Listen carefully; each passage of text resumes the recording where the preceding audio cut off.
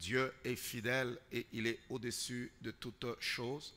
Je vous salue tous au nom de Jésus-Christ en ce 1er juin de l'année 2024. Que la paix de Dieu soit avec vous et qu'il soit inscrit sur le plan spirituel qu'en ce mois de juin, tu puisses témoigner la gloire et la fidélité de Dieu. Je déclare que juin soit béni pour ta vie. Je proclame que le mois de juin t'apporte la paix, t'apporte une bonne nouvelle. De la même manière que l'ange Gabriel fut envoyé par Dieu, la Bible dit bien, il fut envoyé par Dieu pour aller apporter une bonne nouvelle à Marie au 6e mois. Je prie le ciel qu'un ange soit dépêché par Dieu lui-même pour venir t'apporter une bonne nouvelle. Je cancelle en ce moment contre ta vie toute saison de mauvaises nouvelles.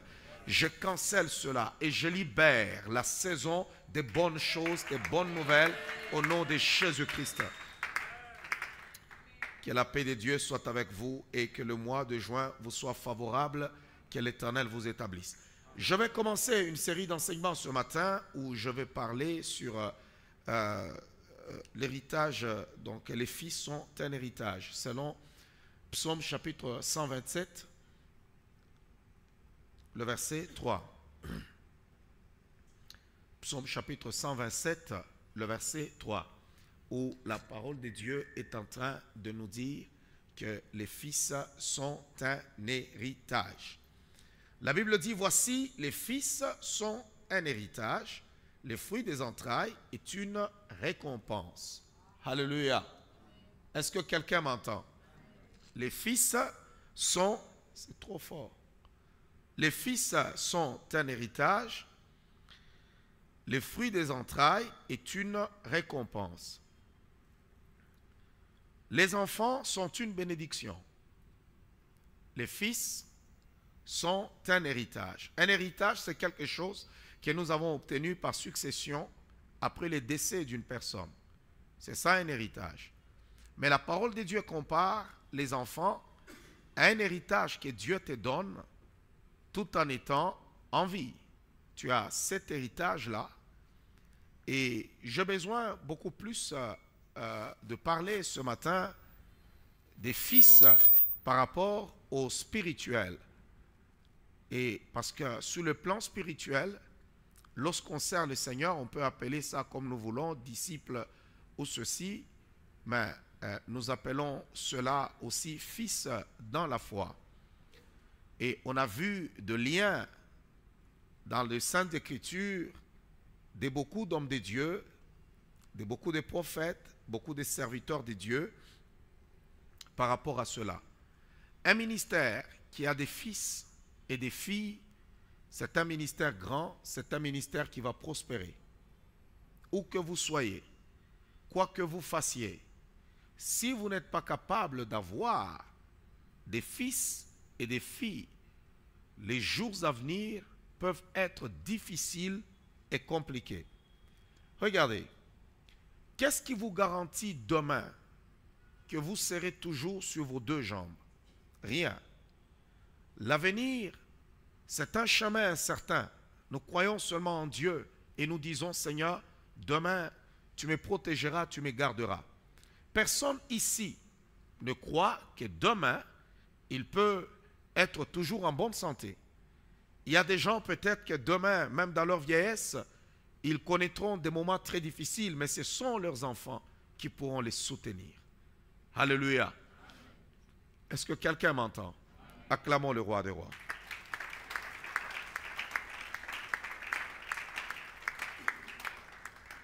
C'est pour cela qu'il est important, si Dieu ne vous a pas donné des enfants, il y a des gens qui sont des couples qui cherchent des enfants, mais qui ne parviennent pas, vous pouvez toujours avoir des gens que vous pouvez aimer, vous pouvez soutenir comme vos propres enfants.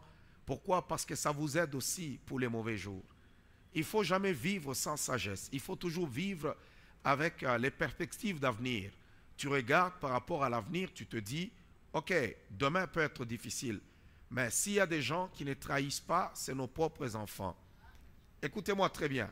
On peut parler d'une ex-femme, mais on ne peut pas parler d'un ex-fils ou d'une ex-fille. Non, tu peux parler d'un ex-mari, mais tu ne parleras pas d'un ex-enfant. Ça n'existe pas.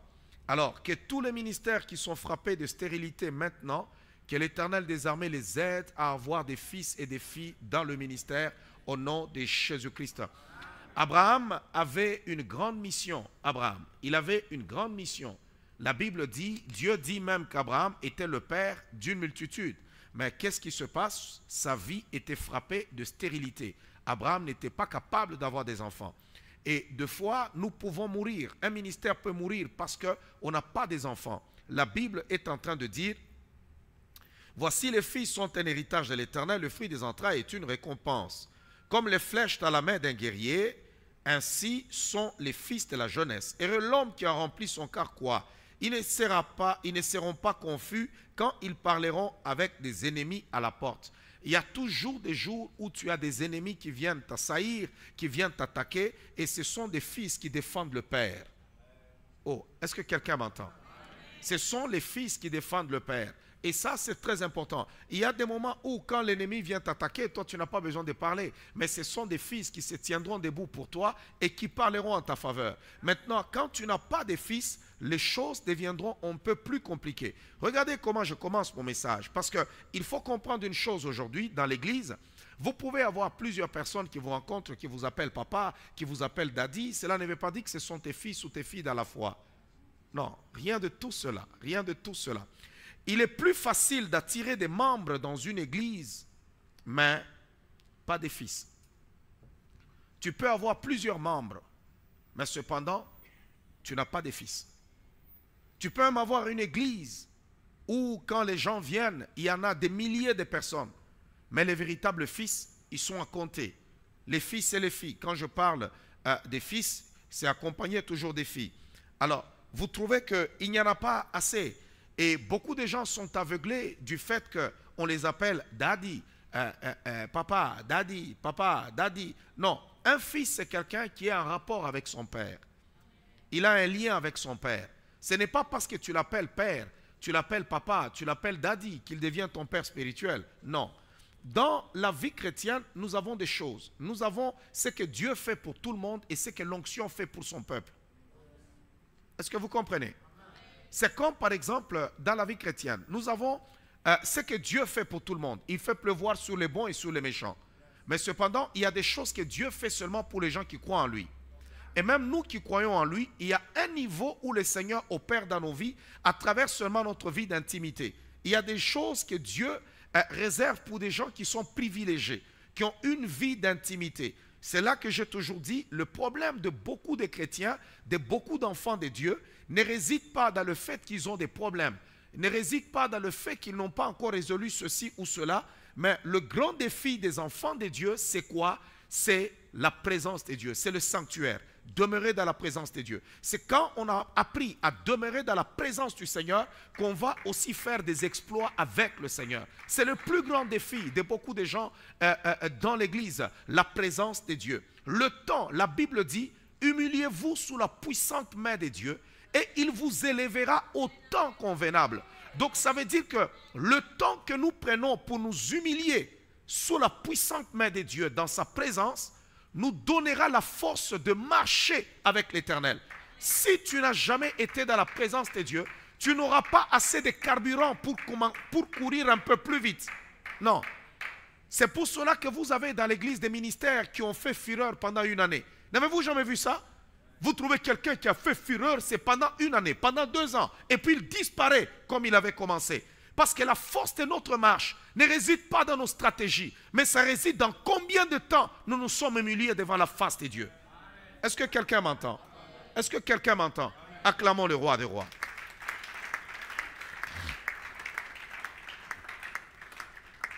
Alors, un ministère qui a des fils et des filles, c'est un ministère qui règne. La vie spirituelle, nous disons bien la vie spirituelle, c'est toute une vie. C'est une vie qui est régie par des principes. Il y a des principes, il y a des choses dans cette vie-là. Et il faut les maîtriser. Si vous ne les maîtrisez pas, vous allez passer à côté. Il y a plusieurs personnes, comme ce matin, pendant que vous êtes en train de m'écouter, il y a des gens qui ont prié dans beaucoup d'églises. Il y en a qui ont évolué à des endroits où on leur disait, par exemple, « Ah non, Dieu seul est votre Père. Vous ne pouvez pas avoir un Père ici sur terre. » Un homme ne peut pas être un Père comme le Père Céleste. Le Père Céleste, nous l'adorons. Il n'y a aucun homme qui mérite l'adoration. Alléluia. Est-ce que quelqu'un me comprend? Parce qu'il y a beaucoup de chrétiens qui ont des petites philosophies de rien du tout. Mais quand vous les regardez, ils sont dépourvus de tout. Regardez, nous avons des principes. Lorsque vous arrivez sur le plan spirituel, vous allez voir, nous avons la première loi, c'est la loi du mentor. On a le mentor, c'est qui? C'est quelqu'un, ça peut être n'importe qui peut t'aider à avancer dans la vie. C'est un mentor. Tu peux être chrétien, tu rencontres quelqu'un, tu peux même me rencontrer. Ok, papa, est-ce que vous pouvez m'aider, tout ça? Je t'aide dans quelque chose, je te donne même des conseils pour faire avancer ton église. Et puis ces conseils peuvent avancer. Là, je suis juste un mentor pour toi. C'est quelqu'un qui a plus de connaissances dans un domaine plus que toi. C'est ça un mentor. Il a plus de conseils à te donner dans un domaine quelconque. Il peut avoir des conseils sur le don spirituel, des conseils sur la gestion de l'église. Imaginez-vous si quelqu'un commence une église aujourd'hui, tu as besoin par exemple d'un mentor, de quelqu'un qui peut te parler pour te dire, regarde comment est-ce qu'on peut gérer une église. Si tu commences une église par exemple au niveau du Canada ou de l'Amérique, viens me poser la question, je te dirai comment ça fonctionne, comment ça marche. Je peux devenir un mentor pour toi si je te donnais un conseil, cela ne veut pas dire que je suis devenu ton père. Je suis juste un mentor. Alors, j'ai dans la deuxième catégorie, j'ai le maître. Le maître, c'est une personne qui t'initie à quelque chose. Il y a des gens, par exemple, aujourd'hui, nous avons des amis pasteurs. Je me souviens un jour, on était en train de travailler avec, dans un moment très fort d'adoration et plutôt de conférence, et on était en train de prêcher. J'ai vu un frère qui était devenu comme un ami, et il prophétisait très fort. Il prophétise très très fort. Alors, j'avais quand même parti par là deux fois la parole de connaissance, tu vois, une parole de connaissance qui bégait. Alors, je lui ai posé la question, je lui ai dit, mais mon cher ami, quand tu prophétises là, waouh, tu parles même des couleurs, tu donnes ceci, tout ça. Alors, il m'a regardé, il me dit, mais non, toi tu es beaucoup plus prophète. Je dis, mais non, regarde comment tu prophétises. Il dit, quand tu prends le micro, tu commences à parler. Il dit, tout ce que tu dis là, toi tu prophétises. Il y a un don prophétique puissant. Est-ce que vous comprenez? C'est un ami. Alors je dis, mais comment ça? Je dis, mais comment je veux faire? Il dit, non, écoute, je vais te montrer maintenant comment tu peux distinguer et voir comment prophétiser. Alors ça, c'est quelqu'un qui t'initie à quelque chose. Ça peut être un maître, tout comme il y a des gens que nous initions à prêcher, à la prédication. Il y en a d'autres à faire la délivrance. Ça, c'est un maître. Et le Père, il est tout. Le Père, il est celui par qui on reçoit l'héritage. Un mentor ne donne pas un héritage. Un maître ne donne pas un héritage. Il peut te donner un conseil. L'héritage se trouve entre les mains d'un père. C'est le Père qui donne l'héritage. Est-ce que quelqu'un peut dire d'abord c'est le Père qui donne l'héritage? Écoutez-moi bien. Dieu ne vous a pas envoyé au monde vide. Dieu a déjà préparé pour vous des grandes choses. Il y a un héritage spirituel pour ta vie. Il y a un héritage qui est à toi. Et tu dois tout faire pour avoir cet héritage-là. Hey, hey, hey. Waouh, waouh, waouh, waouh, waouh, waouh, waouh, waouh, waouh, waouh, waouh. Maintenant, écoutez-moi. Il y a un problème. Il y a beaucoup de gens qui sont dans le ministère, qui prêchent, qui ont même eu des églises. Les gens les appellent papa, les autres les appellent pasteurs. Ils sont même des bishops, mais ils n'ont pas d'héritage spirituel. Pourquoi? Parce qu'ils n'ont jamais été capables de rester au pied de quelqu'un afin d'avoir l'héritage. Des fois, quand on est aux côtés d'un homme, bien, écoutez, le père spirituel, ton pasteur, c'est un homme, c'est un être humain de chair et de sang. Il peut avoir des qualités et il peut avoir des défauts. La seule chose que tu dois mettre à l'esprit, c'est que cet homme-là, malgré ses défauts, il peut bégayer comme Moïse. Il peut avoir des imperfections comme Moïse. Mais cependant, c'est lui que Dieu a choisi pour... Il a déposé mon héritage entre ses mains. Écoutez-moi. Vous allez voir, la plupart des gens qui prêchent l'évangile, vous allez voir des pasteurs qui n'ont pas reçu d'héritage dans leur vie, vous allez les voir, même dans leur façon de travailler, vous sentez que non, il manque un héritage celui-là. La parole de Dieu déclare qu'Abraham, avant sa mort, il a eu encore une autre femme en dehors de Sarah. Abraham a d'abord eu Sarah, et puis il a eu un enfant avec Agar, et après Agar, il a eu encore une femme qu'on appelle Ketura. Ketura a mis plusieurs enfants avec Abraham. Et c'est quand vous regardez même Madian, Madian descend de cette union d'Abraham avec Ketura. Mais vous allez voir qu'avant de mourir, qu'est-ce qu'Abraham fait? La Bible souligne quelque chose de très magnifique. Isaac est le fils de la promesse. Qu'est-ce que la Bible dit? Abraham prend les dons, il prend des dons, il donne à ses fils. Il appelle même Isaac, il lui fait un don. Il appelle tous ses fils, il leur fait des dons. Et il les a renvoyés loin de lui. Et il prend l'héritage, il donne à Isaac. Est-ce que quelqu'un m'entend? Il y a beaucoup de personnes dans l'église qui rencontrent des mentors, qui rencontrent des maîtres, mais qui n'ont pas de père. Le père est tout. Il est mentor, il est maître. Et c'est très important. Alléluia. Tout maître n'est pas père. Tout mentor n'est pas père.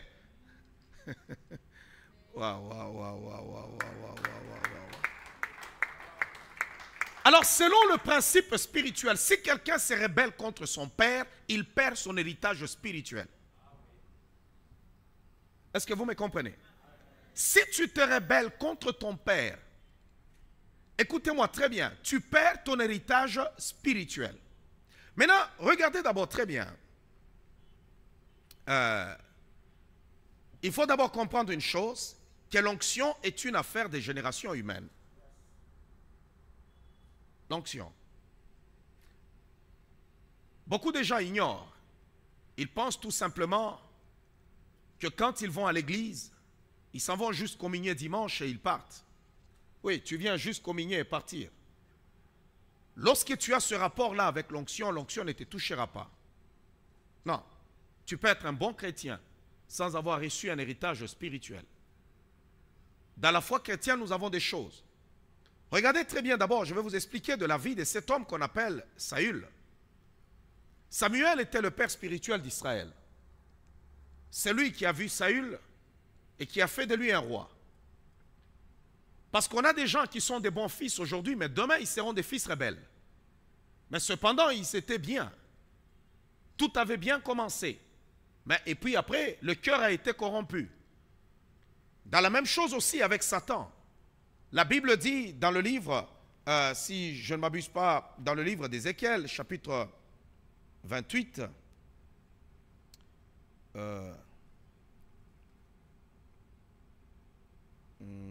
Ézéchiel chapitre 28,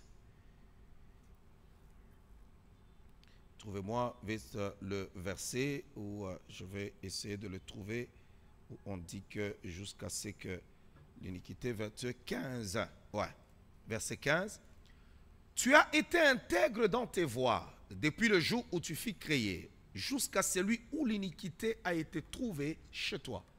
Tu as été intègre. Il y a des gens qui ont bien commencé, et puis après, ils se sont laissés polluer. Alors, c'est pour cela que quand on parle des fils, il y a aussi des fils rebelles. Il y en a qui ont commencé par être des fils, et puis après, ils sont devenus rebelles.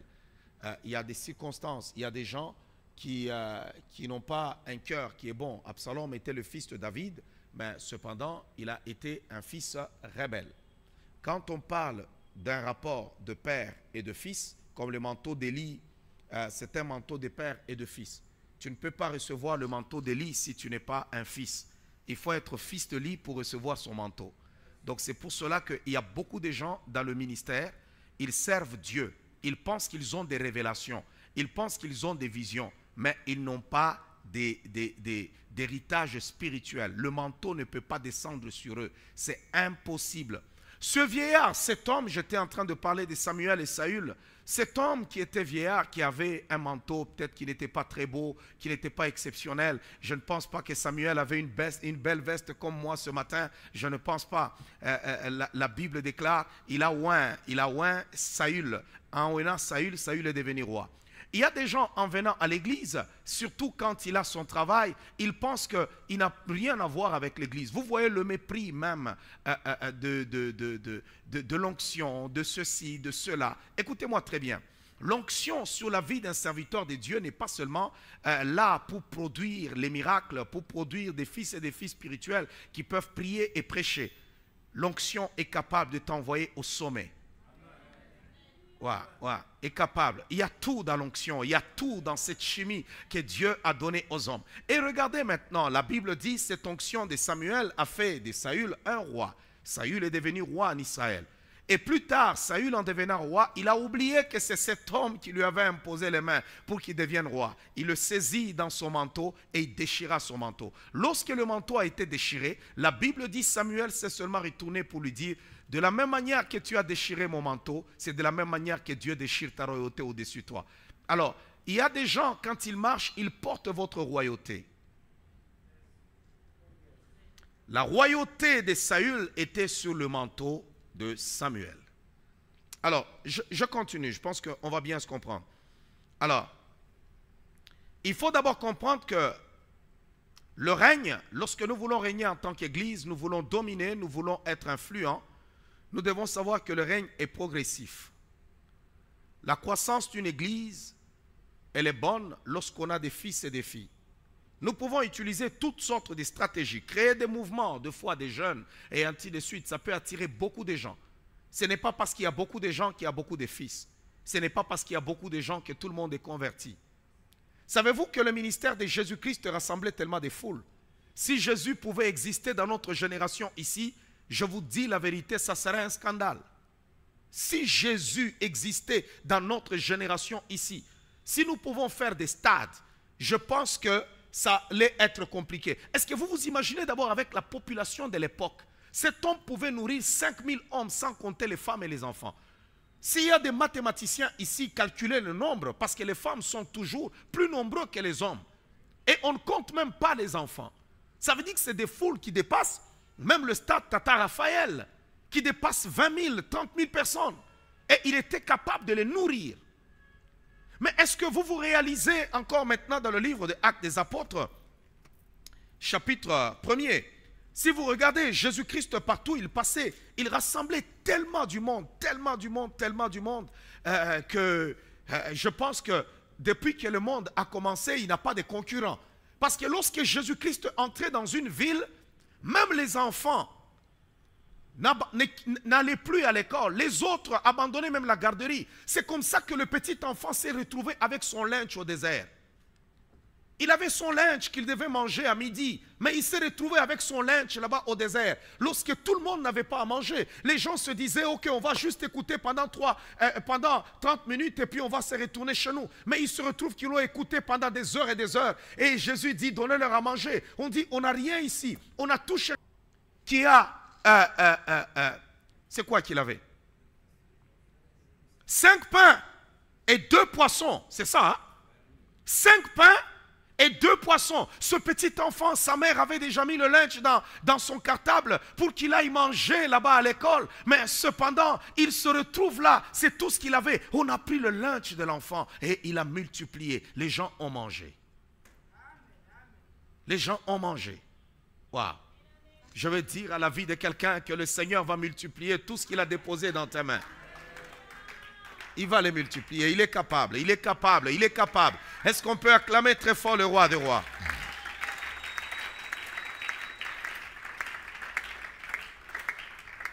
Mais la Bible est en train de me dire ceci dans le livre de Actes des Apôtres, chapitre 1er. Je crois le verset 15.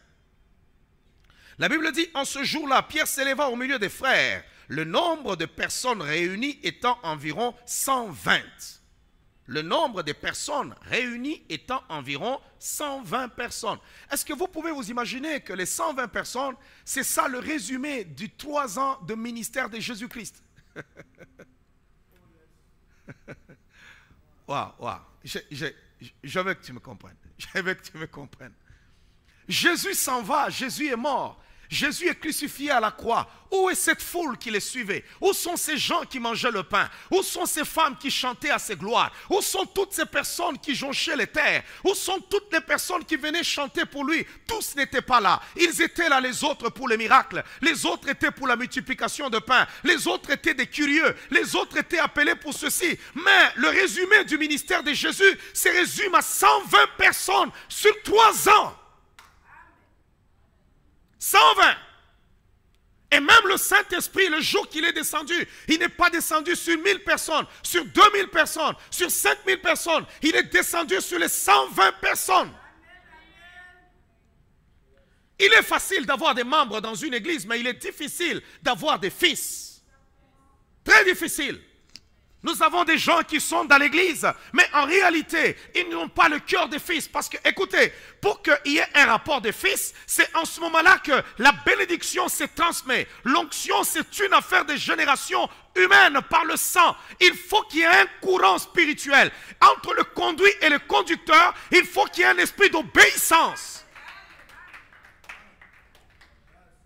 Dieu dit, vous dites que je suis père. Si je suis père, où est l'honneur qui m'est dû?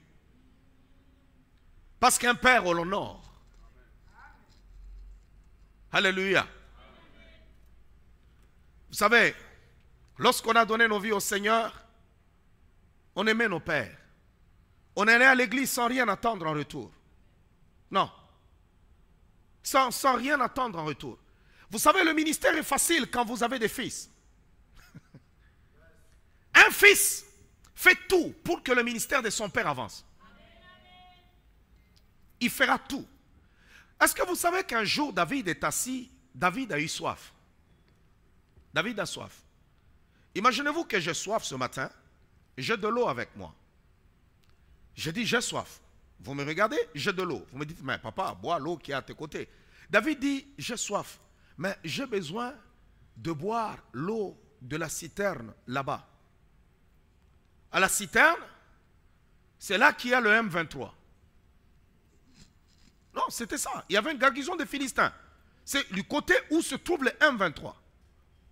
Ces hommes n'ont pas posé la question pour dire, mais père, c'est compliqué cette histoire parce que là, cette eau là-bas. Non. La Bible dit, ils se sont levés. Ils ont dit, il en a besoin. Il veut boire cette eau. Pour lui, il a la soif de boire l'eau de la citerne. La Bible dit, ils sortirent. Ils sont partis prendre de l'eau. Ils n'ont pas posé la question. Ça va nous coûter combien? C'est ceci, c'est au péril de ma vie. Écoutez, on n'a qu'une seule vie. Si tu déchires un habit, tu peux en avoir un autre. Mais quand tu perds la vie, c'est fini. Il est permis aux hommes de ne mourir qu'une seule fois. Ils sont partis, ils ont pris de l'eau et ils sont revenus. Ils ont donné à David. David encore, écoutez encore ce que David fait. David prend cette eau et il verse l'eau. Il dit, je ne boirai pas cette eau. Il dit, parce que c'est le sang de ces hommes. En d'autres termes, c'est un message clair. Un véritable fils et des filles. Waouh, waouh. Est-ce qu'on peut acclamer le roi des rois?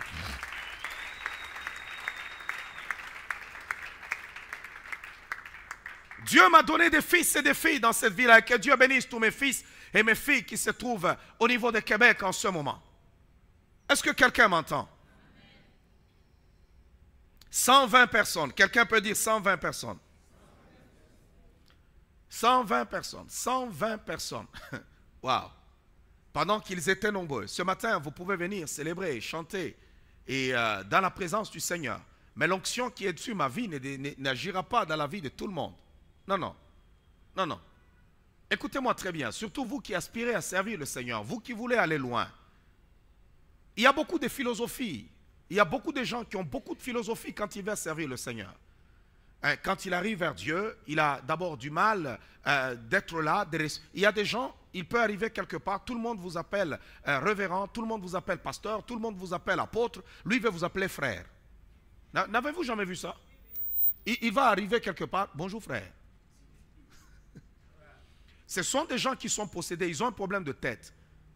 Ouais, parce qu'il y a des gens même dans la société qui sont élevés dans la société. Quand il est docteur, appelle le docteur. Tu ne vas pas arriver dans un cabinet de médecin, tout le monde appelle, ah, on va te recevoir par le docteur Frédéric, mais toi tu arrives là-bas, Monsieur Frédéric, mon frère Frédéric. Non, non, on l'appelle docteur, respecte-le, appelle aussi docteur. Ça ne te coûte rien, appelle le docteur. S'il est avocat, quand quelqu'un est avocat, on l'appelle maître. Tu ne vas pas arriver, toi tu vas dire, bon messieurs, tout ça. Même devant le juge, quand tu arrives, on l'appelle, mais c'est pas président ou je sais pas ceci, ainsi de suite. Toi tu arrives, tu veux l'appeler messieurs, on va te ramener à l'ordre. On va te ramener à l'ordre. Mais cependant, il y a plusieurs personnes, quand ils arrivent maintenant à l'église, ils n'ont aucun respect pour les affaires spirituelles. Et c'est ce qui fait que l'église de Dieu n'avance pas. C'est ce qui fait que l'œuvre de Dieu n'avance pas. Mieux vaut avoir 10 fils que d'avoir 1000 membres. Bon. Je vais le répéter. Je vais le répéter. Écoutez-moi bien. Si vous avez 10 véritables fils, tout ce que vous voudrez faire réussira toujours. Mais si vous avez des membres, rien ne réussira. Parce que même pour dépenser 10 $, ils doivent toujours réfléchir. Mais les fils ne réfléchissent pas. Ils agissent. Ils sont en action. Oh, quelqu'un m'entend? Acclamons très fort le roi des rois.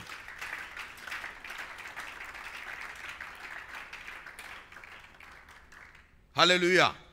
J'ai besoin ce matin que l'Éternel te donne le cœur des fils. Que l'Éternel te donne le cœur des fils. Je veux ce matin que l'Éternel te donne le cœur des fils. Je veux ce matin que l'Éternel te donne le cœur des fils. Je veux ce matin que l'Éternel te donne le cœur des fils. Oh, est-ce que quelqu'un peut acclamer le roi des rois? Que Yahweh te donne le cœur des fils ce matin. Je veux ce matin que l'Éternel te donne le cœur des fils. Au nom de Jésus-Christ de Nazareth. Le cœur des fils. Écoutez-moi bien. Il y a des choses que le Seigneur, tu peux t'enfermer dans ta chambre, prier autant que tu voudras. Il y a des choses qui ne se passeront pas dans ta vie. Il faut seulement que tu sois au pied de quelqu'un. C'est comme ça que Dieu a fait les choses. Tu pourras prier autant que tu voudras. Ça ne se fera pas. Il va falloir que tu puisses dire à Dieu, Seigneur, me voici. Il faut que tu sois au pied de quelqu'un. Que tu apprennes à écouter à une personne. Que tu apprennes à le suivre derrière. Des fois, ça peut être fatigant. Mais le Seigneur te dit, tu dois suivre cette voie-là. Waouh, waouh, waouh, waouh. Dis d'abord à ton voisin, est-ce que tu écoutes? Non, non, non. Dis-le encore à ton voisin, est-ce que tu écoutes? J'ai besoin, à partir de ce 1er juin, introduire cette église maintenant dans la dimension, une autre dimension. J'ai besoin de produire des fils et des filles dans la foi. Je n'ai pas besoin d'avoir des membres. Je n'ai pas besoin d'avoir des adeptes. Mais j'ai besoin des fils et des filles afin de dominer sur cette ville au nom de Jésus-Christ de Nazareth. Écoutez-moi très bien. Si seulement j'ai des fils et des filles dans cette ville, on ne manquera rien. Nous pourrons tout faire. On va dominer, on va régner dans cette ville.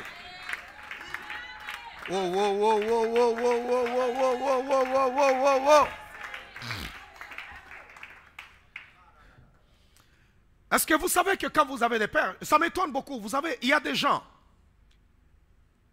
il vous fait un service et il vous fait payer le service à son père. Le spirituel a ses principes.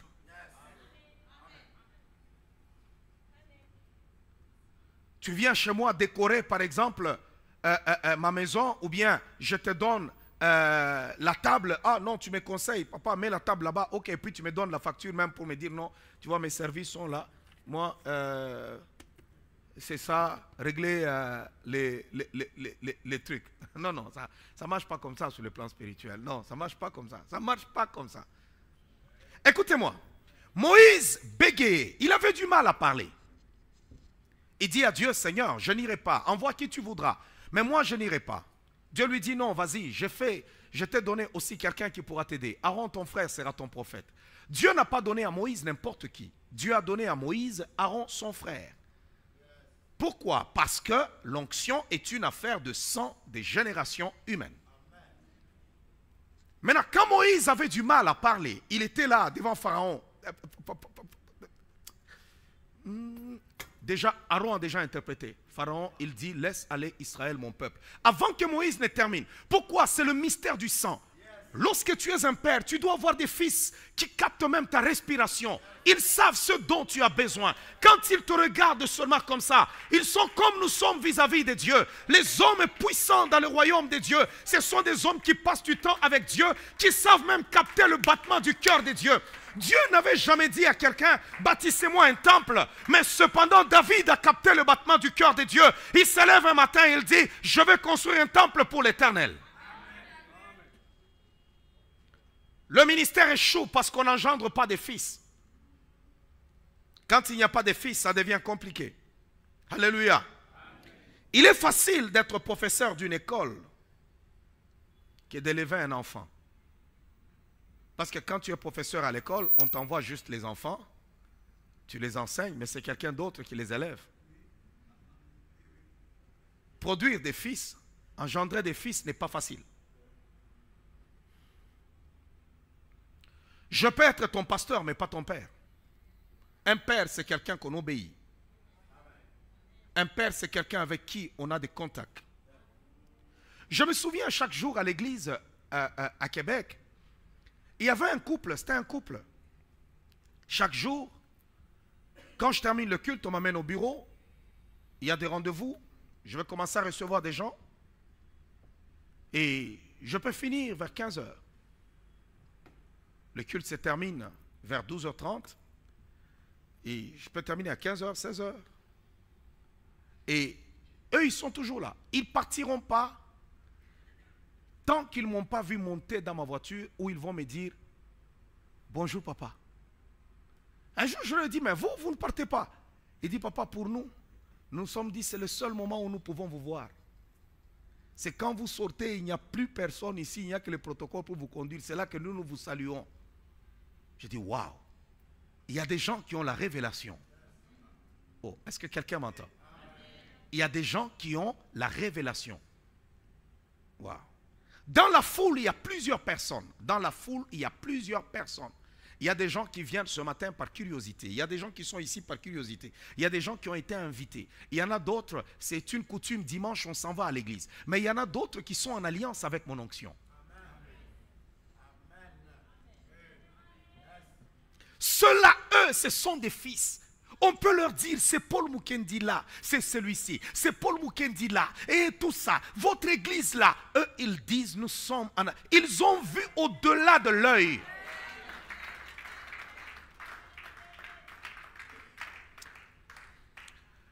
Quand vous lisez la Bible, on vous dit une chose, on fait un tableau sombre et noir.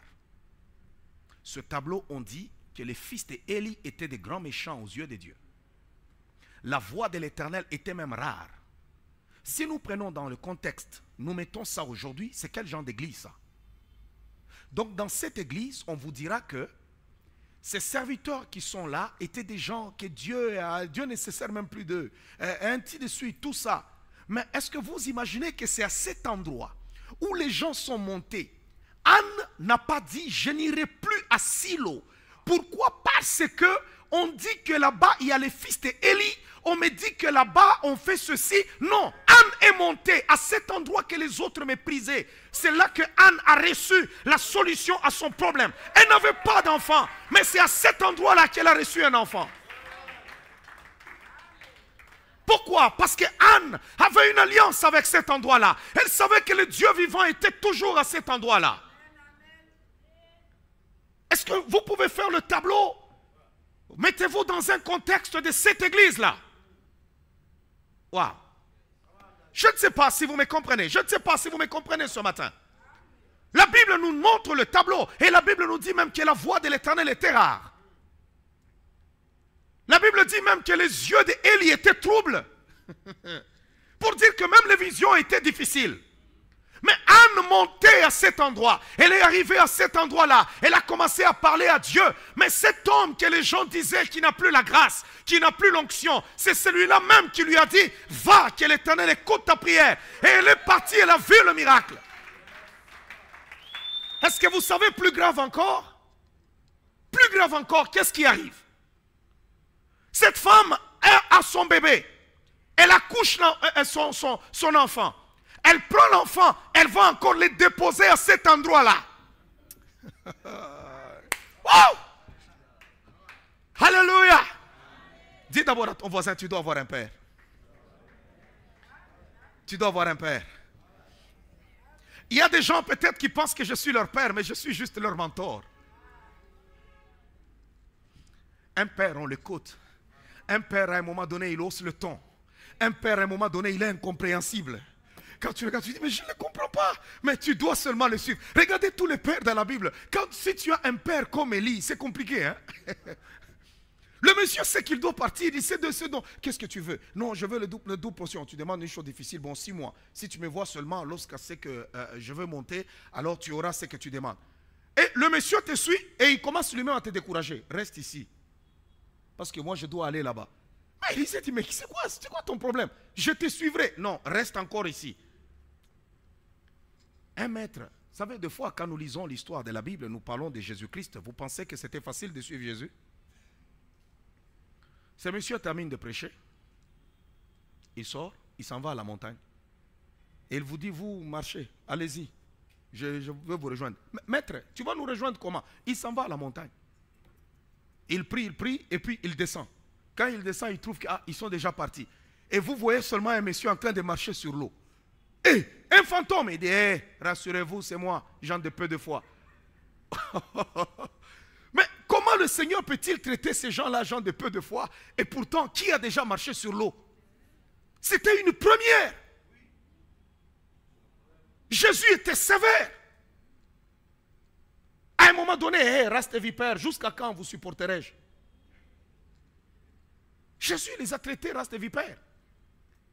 Il y a des gens, peut-être que quand ils regardent un leader, même s'il a l'âge de ton fils, il peut être ton père dans la foi. Dans le monde spirituel, il n'a pas d'âge. Vous savez, aujourd'hui, lorsque nous parlons de Lumumba, lorsqu'on parle Lumumba est mort à quel âge? Vous voyez, vous tous là qui avez plus que 36 ans. Quand vous parlez là, Patrice Emery Lumumba, c'est le jeune homme de 36 ans. Quand nous parlons de Jésus-Christ, Jésus, c'est un jeune homme de 33 ans. 33, s'il vous plaît. 33 ans. Est-ce que vous imaginez que Jésus-Christ regarde les apôtres? Parce que Pierre était plus âgé.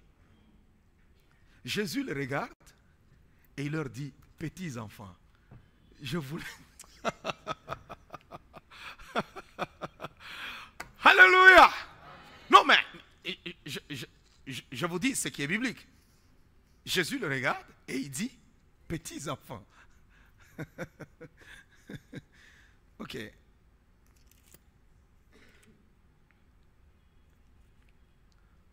La journée où dans le ministère, si vous êtes dans le ministère, ne passez pas le temps à vouloir seulement dire, je vais gagner les âmes. Je veux que mon église se remplisse. L'église peut se remplir des adeptes, mais vous n'avez pas de fils. La journée où vous voulez même construire un tabernacle, ce sont les fils qui se tiendront debout. La journée où l'ennemi frappera à ta porte, ce sont tes fils qui se tiendront debout. Est-ce que quelqu'un m'entend? Alléluia. Dans la parole du Seigneur, je me souviens, une fois j'étais aux États-Unis, à Houston, à l'église du pasteur Joel Austin. Vous savez, lui, il a acheté un stade. C'est comme le stade de Martyrs, il achète. C'est ça son église.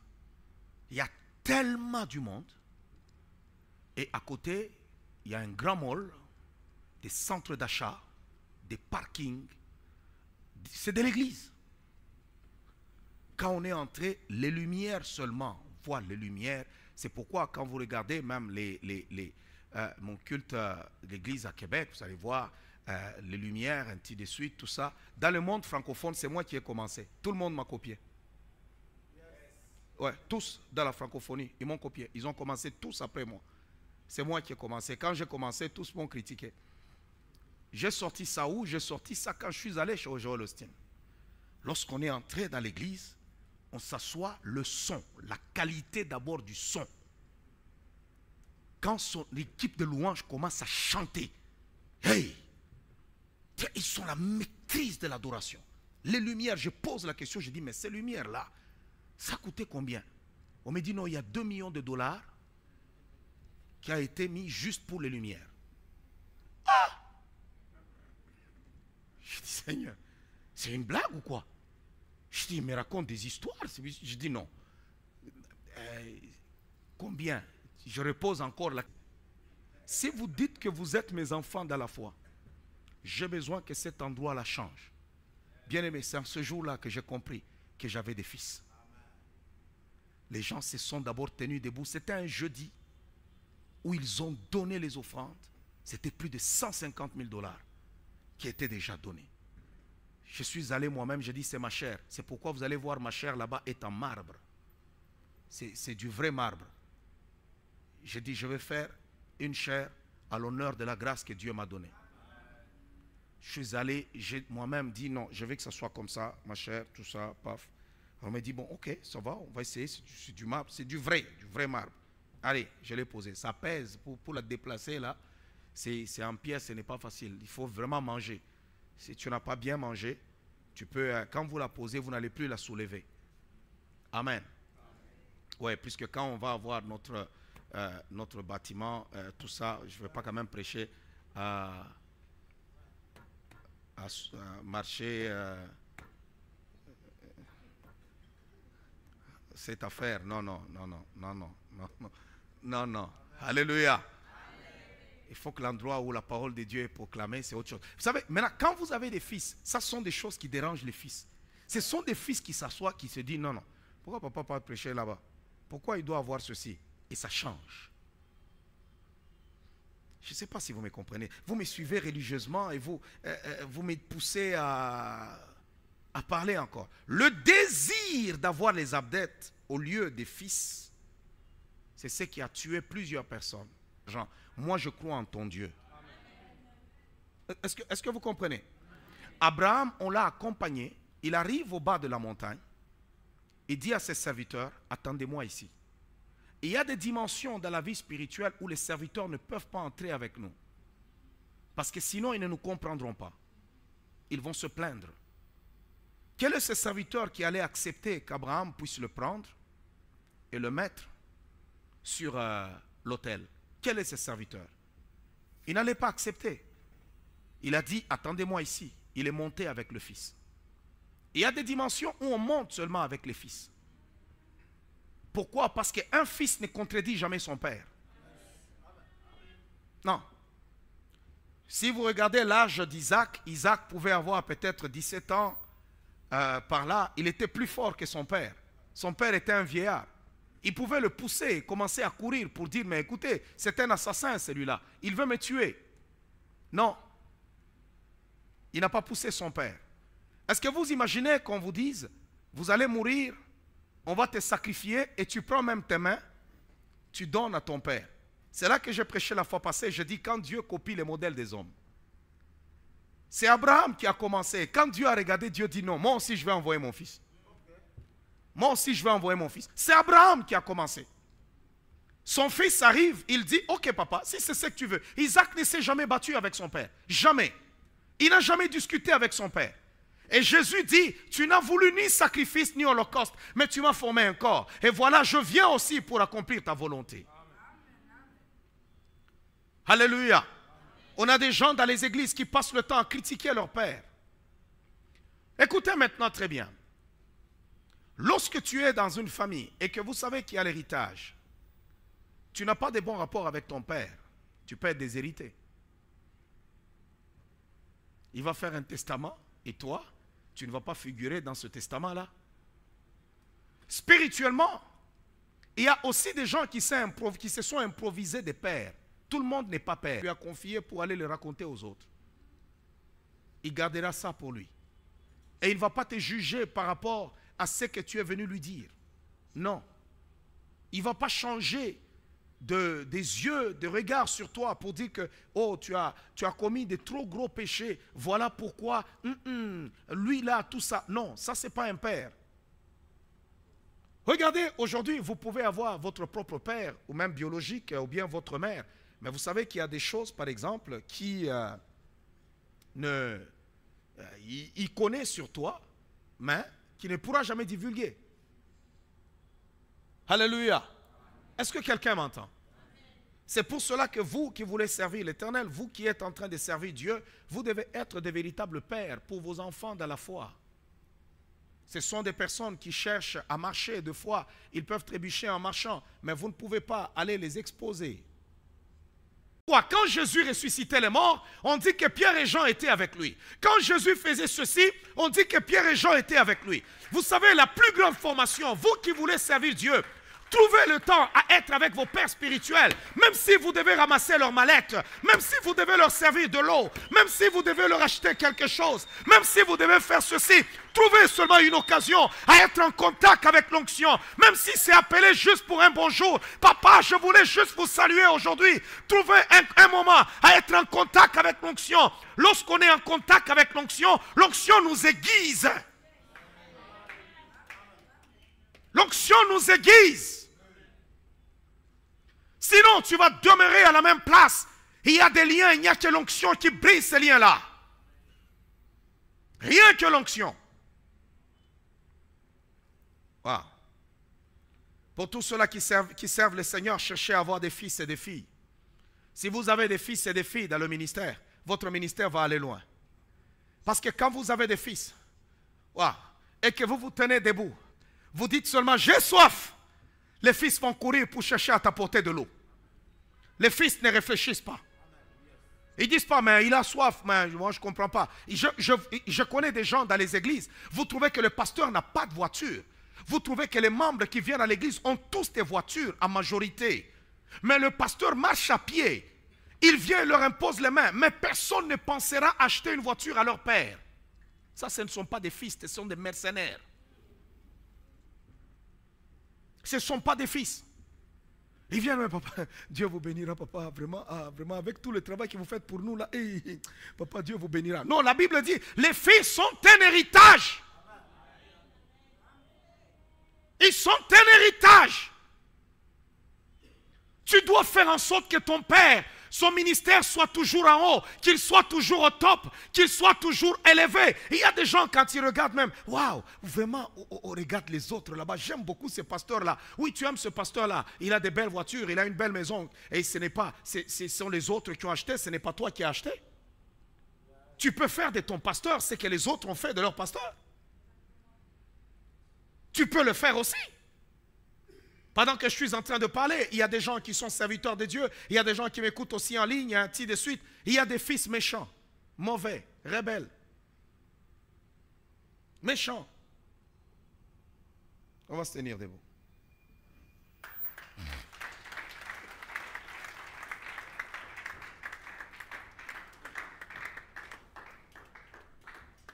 Wow.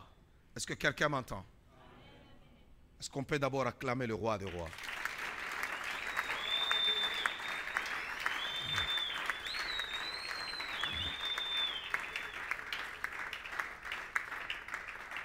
Un fils ne peut pas se lever un matin, il s'absente à l'église et il pense qu'il n'a de compte à rendre à personne. Non. Savez-vous, quand quelqu'un est bien éduqué, même quand tu es à table avec ton père, même si tu es rassasié, tu ne te lèves pas de la table et tu t'en vas commencer à suivre la télévision. Tu dois lui demander l'autorisation. Est-ce que je peux me lever? Tant qu'il ne s'est pas levé, tu ne te lèves pas. Alléluia. Vous savez pourquoi les anglophones, de fois, ils sont beaucoup plus bénis, même les membres? Parce qu'ils ont beaucoup compris des choses sur la paternité que les francophones. Je ne sais pas si le français, c'est une malédiction, mais c'est bizarre dans la francophonie. Les francophones sont tellement bizarres, c'est tellement compliqué. Tout ce qu'ils savent, ils ont des larges bouches pour critiquer. C'est ça les francophones. Alléluia. C'est ça les francophones.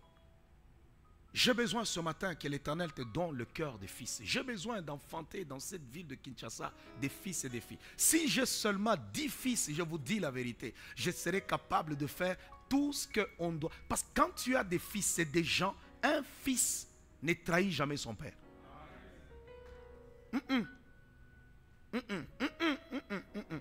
J'ai besoin que tu lèves tes mains vers le ciel. Le temps file. Dis à Dieu, Seigneur, donne-moi un cœur de fils. Donne-moi un cœur de fils. Si tu es un serviteur de Dieu, dis, Seigneur, donne-moi un cœur de père. Aide-moi à engendrer des fils et des filles.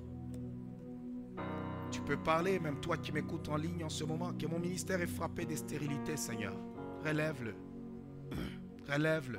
Il est frappé de stérilité.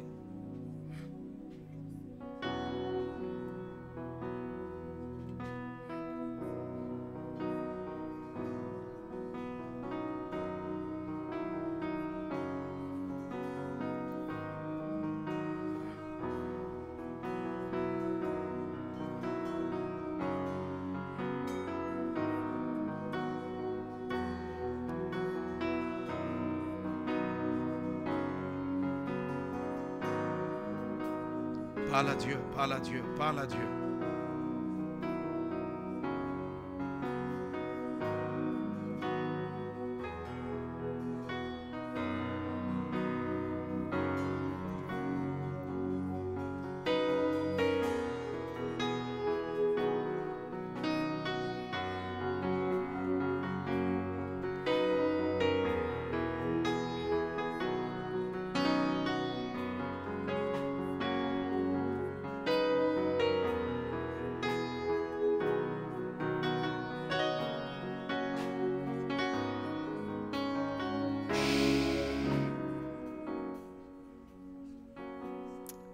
Père, nous te disons merci.